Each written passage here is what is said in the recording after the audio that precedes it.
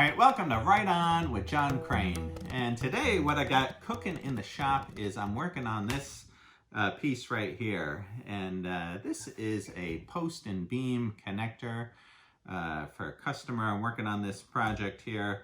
And this particular connector needs to be modified to fit some hardware. And it's going to be a project where I'm throwing this up on the Bridgeport mill and milling some pockets into here and some slots. These two pieces here are going to be joined together with some dog bone type connectors right here and right here. And to make that happen, I'm going to have to mill some pockets in here on each side. And so I'll bring you in here in a minute and show you some details there. But this is some pretty stout material here that's 1 inch thick plate steel there. And boy, I tell you right now, this thing is super sharp. So one of the first things I'm going to do is clean up the edges on this. And also for milling these pockets in here, this is pretty tight right here to get the milling machine in there to mill these pockets. I might have to cut this section off right here, and that would have to get welded back on at a later time. So I'll bring you in here a little closer after I do some deburring on this, and I'll show you what the plan's going to be.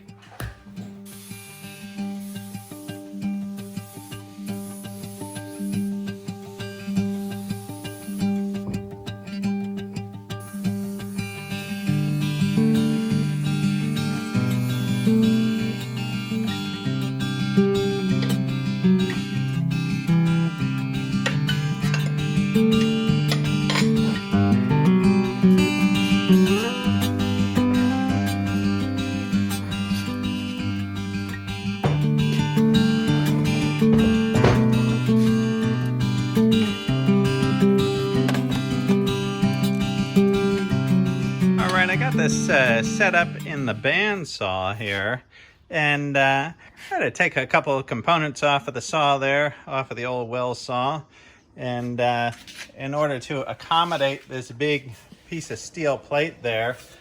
And what I'm going to attempt to do is just to come right down and skim right along that plate and take this piece off right there. And I shimmed up the piece on this side right here.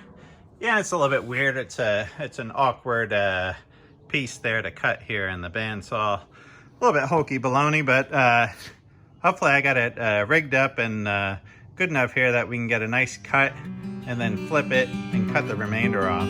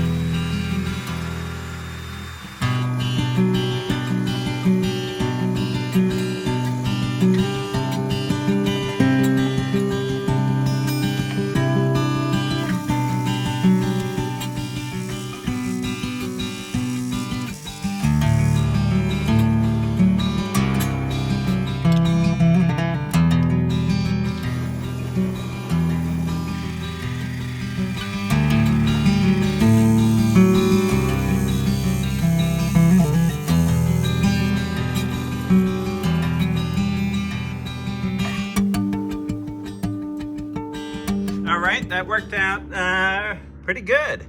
Now I got this saw at capacity and I put a new blade on there, but well, I think that just came out great. Nice, beautiful cut.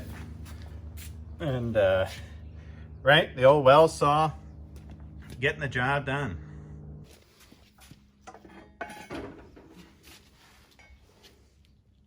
Yeah, that's great. That's awesome. All right, well, I feel like that came out pretty good. You know, the blade skimmed along here a little bit and a little bit along the plate right here. But other than that, I feel like that turned out pretty good. And there's a little tiny lip around here, and I'm just going to keep that right on there.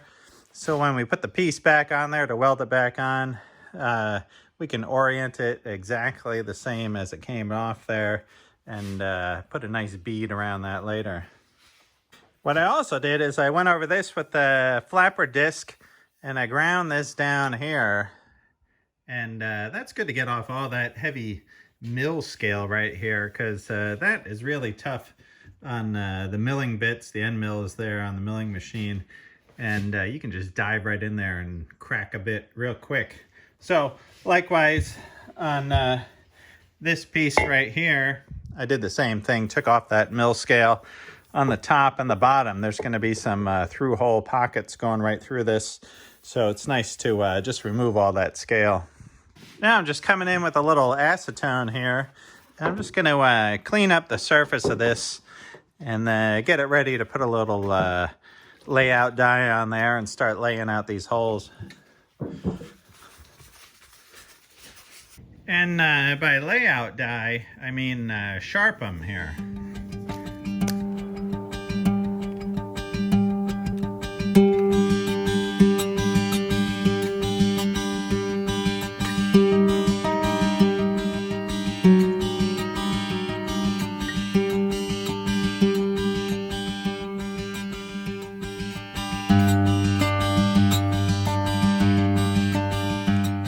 This all laid out here with the layout die, and now you can start to see, you know, if you can see that in the camera there, how we're going to have these pockets right here and then a little channel come right through there.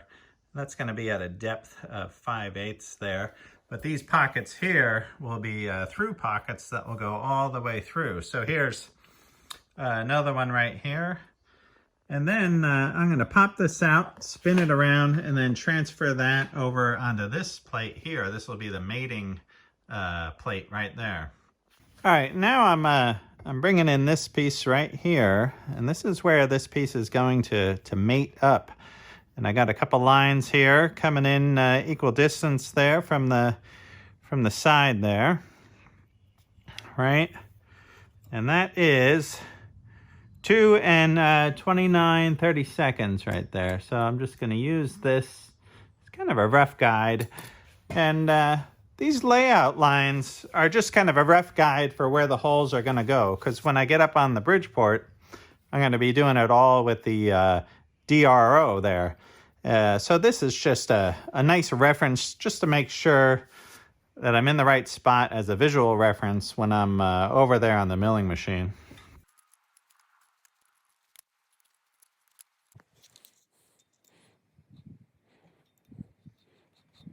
All right, so I got that all laid out there with the layout die and got that all scribed in. And when I do go over to the milling machine, I have all these numbers ready to roll here that are already calculated for the diameter of the cutter there and just how I'll come in with the digital readout there and start cutting these pockets. All right, I'm just going to come in here with the edge finder on this piece right here.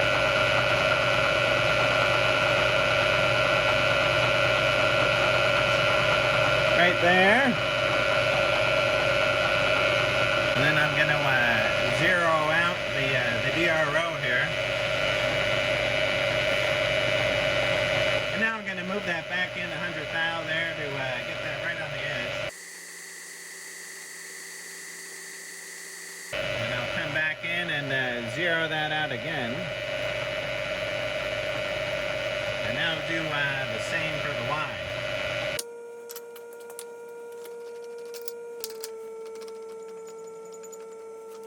All right, and here is the chart here to success.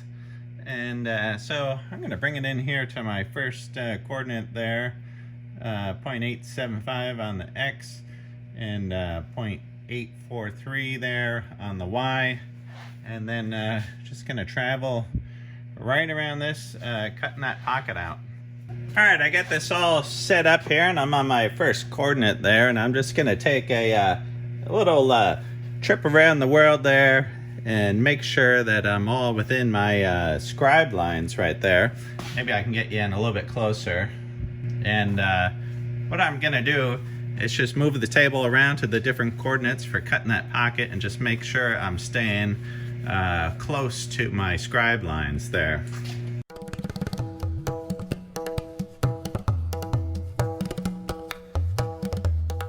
All right, so the little trip around the world looks great.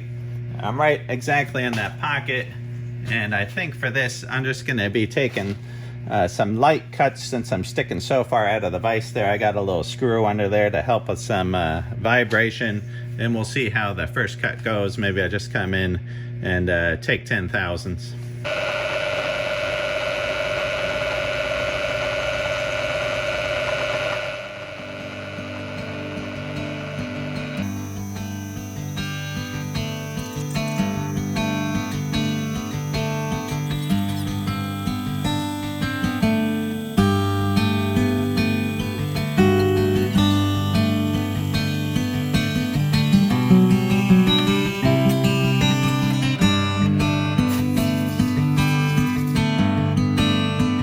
All right, that's great. The pocket all looks beautiful there. All the numbers are right on the money. So I'm just gonna take some light passes on this just because of the rigidity of this piece here and mill this pocket right on through.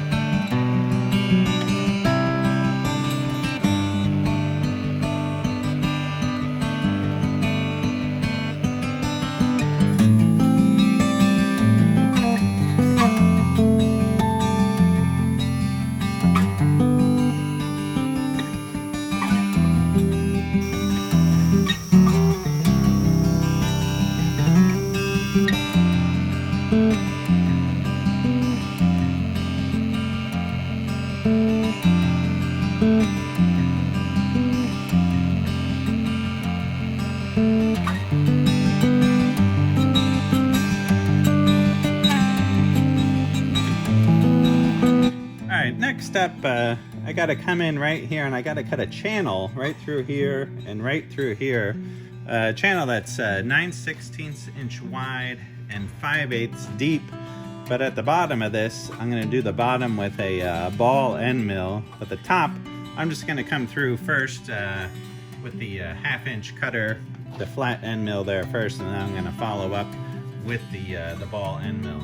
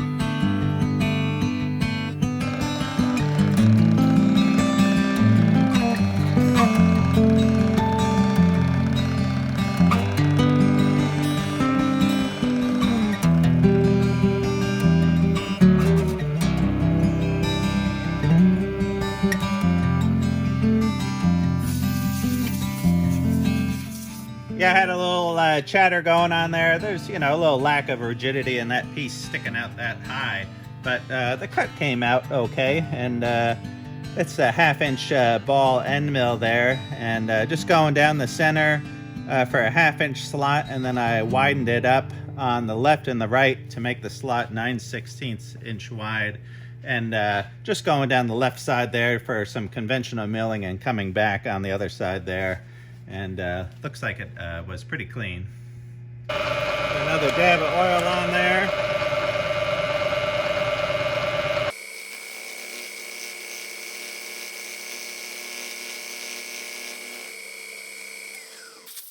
All right, pretty cool. Other than deburring there, this part is ready to roll. And now I'm gonna get that other plate up here on the milling machine and mill the identical slots there. All right, I almost forgot there that I have to drill a couple holes in that piece right there. And so here's the map right here. So I'm gonna dial this in right here on the DRO, and I got a little center drill here in the all brick.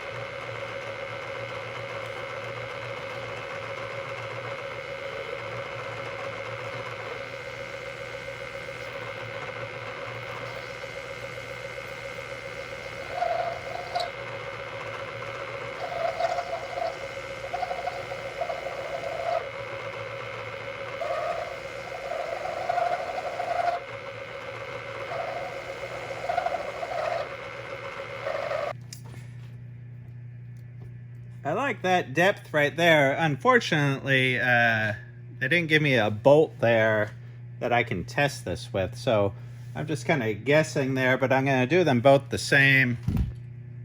And I'm going to use this little stop gauge here on the Bridgeport here so that these both come out the same there. This is a nice little handy thing to have for setting the depth.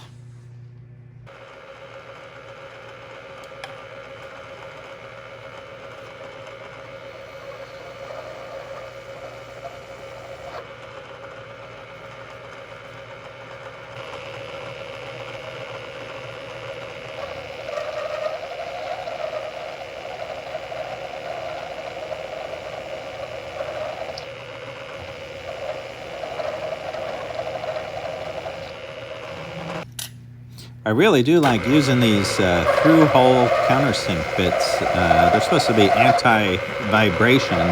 This is one that Dan Blythe sent out to me, so hey, thanks a lot, Dan. All right, now this piece is done, and I can pop it out of the mill here, and I'll get that other piece set up here, and we'll start cutting the identical notches there.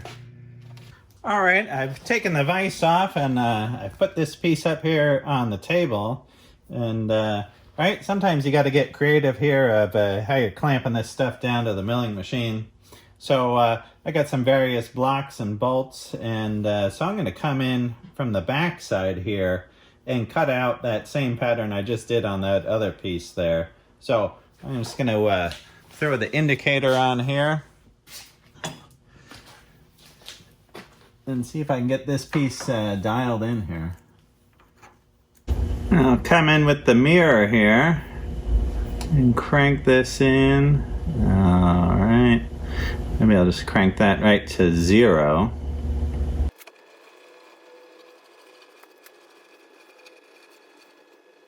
And it looks like I'm out about 35 thousandths there. So we're just going to give this a little tap.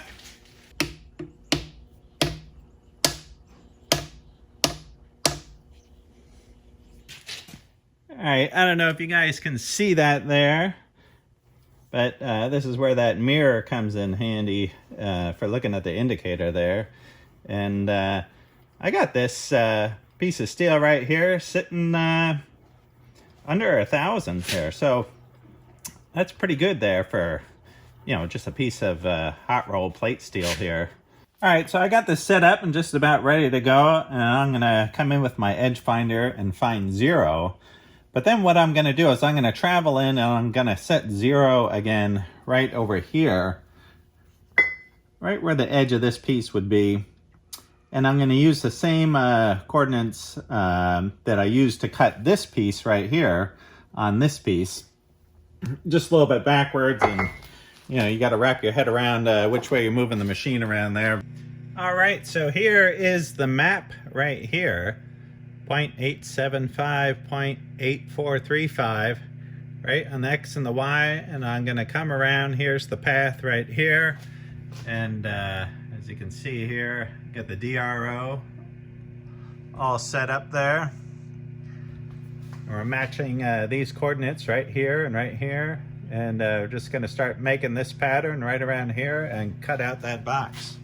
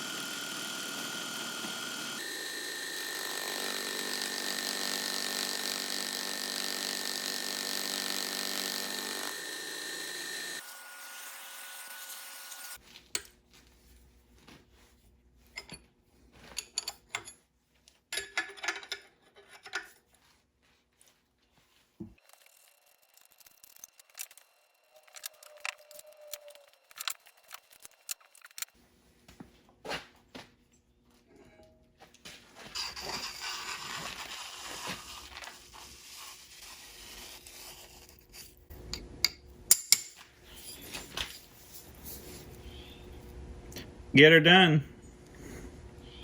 And I'm just going to do a little deburring on these parts right here. Take off these sharp edges.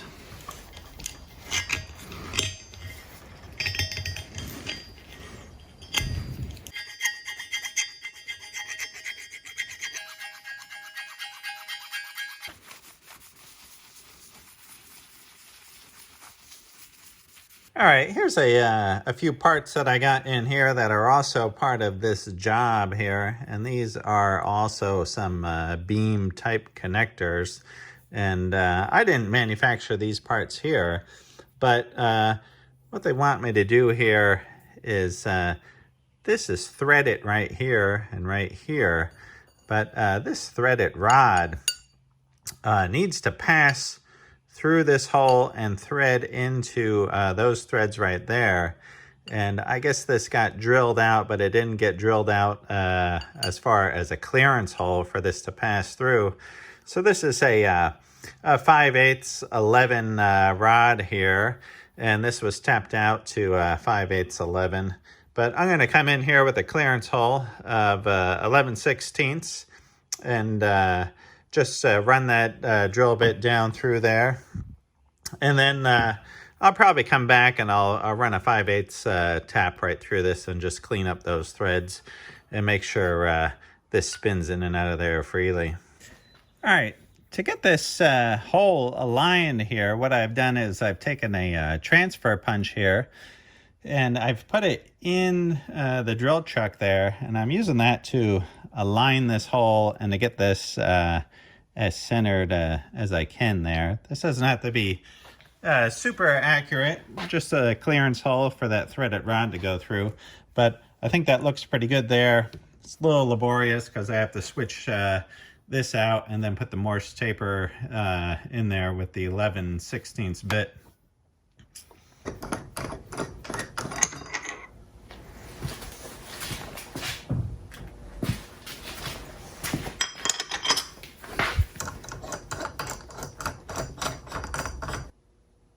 And just bring this back to 0 here. All right, right there.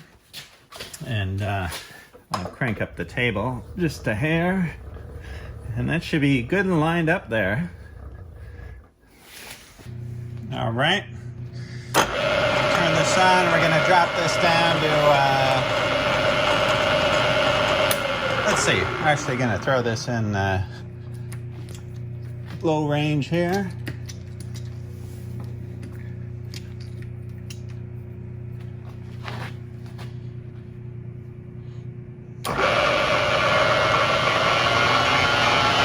we're going to bring this up to about 350.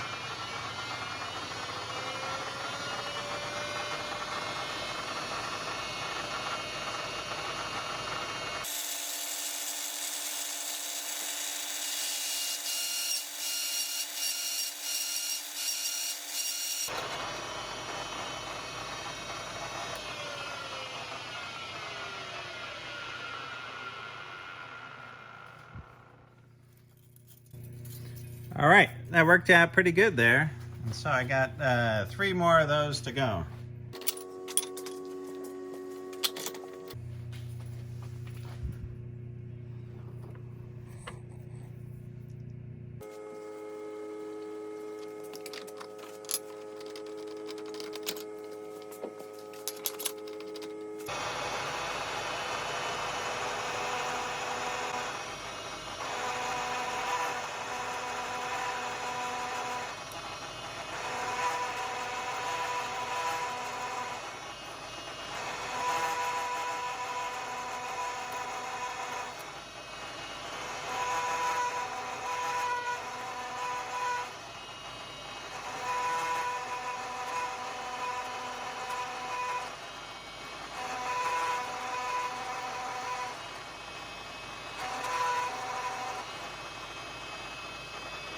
All right, here's this part right here, and here's the clearance hole I just drilled out. And then this here is tapped to 5/8 11 there. So this rod is going to go through that clearance hole and go into that thread right there. But that thread's a little chowdered up, and I'm just going to chase those threads with this tap. And I got this little tapping jig set up right here.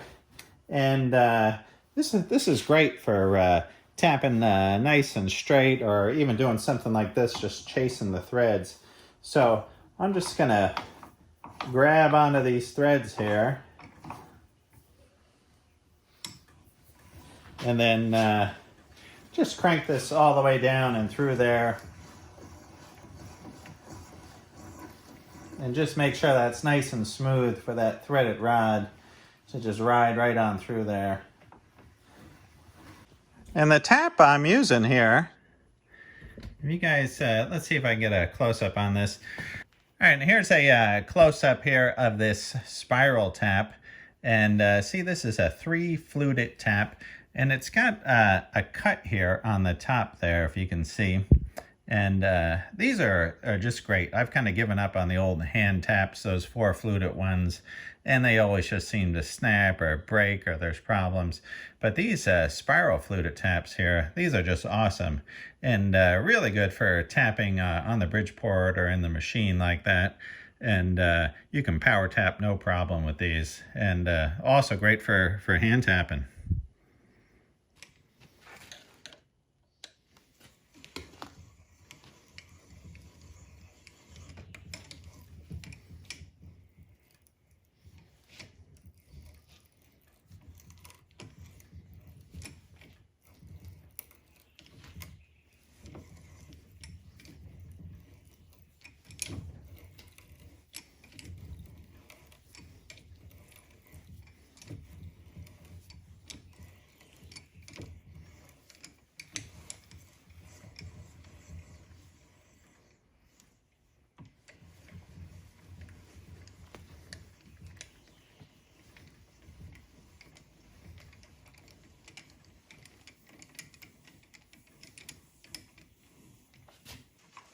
I don't know if you guys watch Adam Booth there, A-Bomb, the machinist down in Florida there, but he's got one of those flex arm machines for tapping. And this here, this is my shop flex arm right here. All right, now these are working just great. I can slide this 5/8 rod right through the clearance hole there, and it threads right into there, no problem, spins nicely. So I'm pretty happy with how that turned out. All right, I got this up on the bench here, and just getting this ready. Clean this part up and just ground on this a little bit to get it all cleaned up there, ready for some welding. And got my buddy Two-Phone Tony. He's coming in a little bit here to throw a bead around that. Tony's certified welder there, so he's gonna lay down the heavy artillery there. And here's this other part right here, so you can see how this is gonna mate up right here, and this gets some through bolts there. I was seeing if I had some little pieces of bolt here, but these are too long. I was gonna bolt it up. But that's the general idea there, that this will get a nut on each side here. And this is some beam connector there for some specialty deal. So, yeah, next up, Two-Phone Tony. All right, right on. I'm here with Two-Phone Tony here. He's come over to the shop, and Tony's brought the heavy artillery here. I'm going to do some welding on this piece here. And I think, Tony, you're going to come over to the shop soon, and we're going to do another project too, right? Oh, I hope so. Yeah. Right? We're going to do some copper work. We're going to build Tony wants to build like a copper shield, so old school style. But that's in a future date here. So today Tony's going to lay down some heavy beads here. And Tony, why don't you show us what you got here with the equipment? Well, what kind of welder is this? Only the finest for Tony's Metalworks. We got a second-hand used LN25 here. It's built like a tank, weighs probably like 65 pounds with a fresh spool in there. And what do you got here? What's the gun tip here? We're gonna do some inner shield core 8. It's a 16th wire in diameter, and it's got flux on the inside, so no gas is required.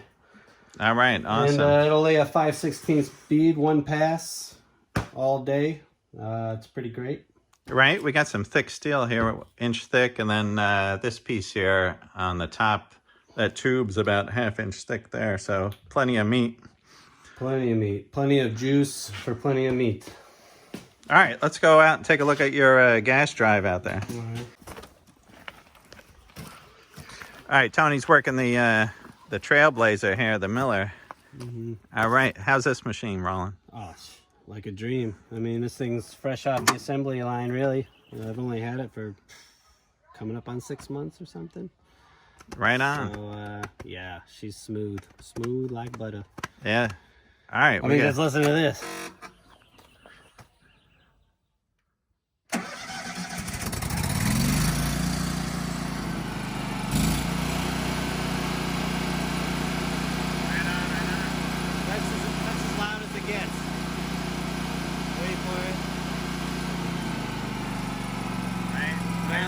Now she's purring for you. Awesome. All right, Tony's metal work.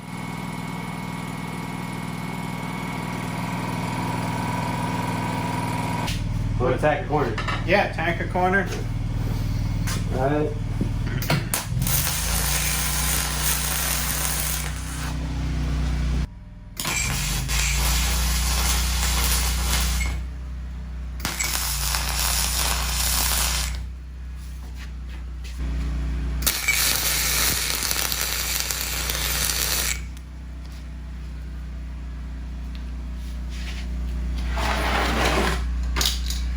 Tony's just tacking in the corners here. We're gonna check this thing with the square. Then he's gonna lay down the heavy bead.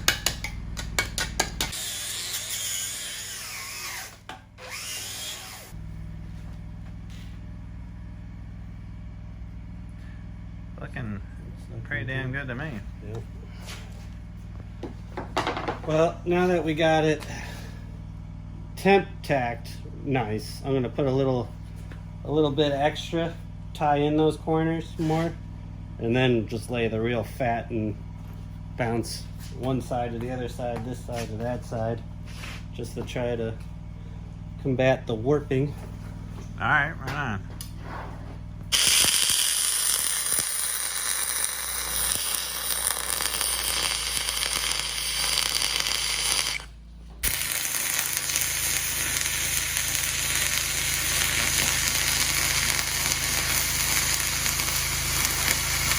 There. We really stuck this with a welding on camera.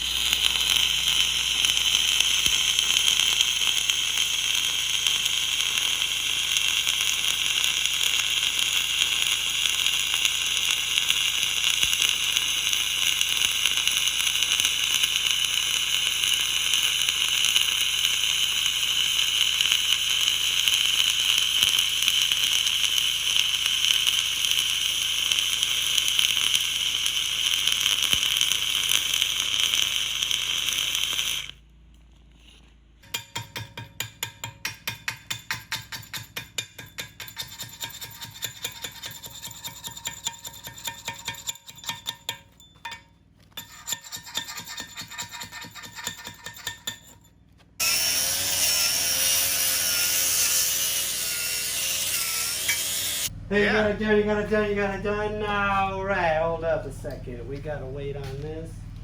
All right, Tony Lally, man, right on. Tony coming in, laying down the heavy bead there. Tony's one of the best welders I know, man. And Tony's certified, Washington State, right? Yes. Tony's Metalworks. Yeah. All the way from, where are you from? Cleveland, Ohio, right? All right, the west side, yeah. Born and raised. Right on. 5 years strong on the island now. Good Yeah. to be here. Yep, Tony's out in the great Pacific Northwest here, laying down beads pretty much all day, aren't you? What are you doing? Construction stuff in Seattle, mostly? Yeah, mostly all commercial sites and a few nice sized residentials. And yeah, all structurally certified, gotta be. And around here, seismically as well. So D1.8. Laying down the fatties all day long. Right on. All right, cool. Right on, Tony. Thanks a lot, man. Right on, Tony.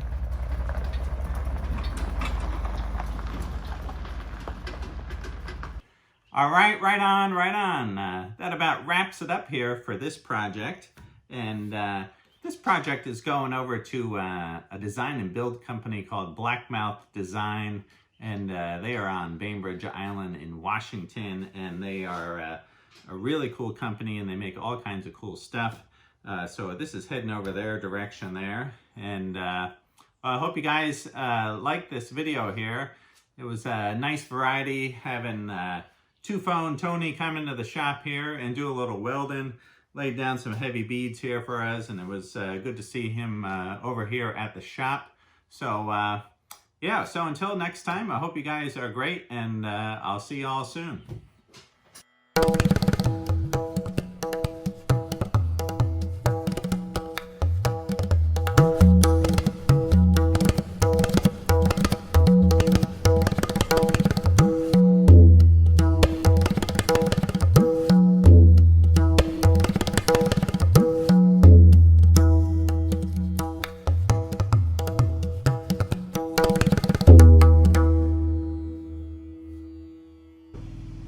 Cool. Thanks for having me in here, John. Right on, Tony. We'll see you soon, man. We'll have some pizza.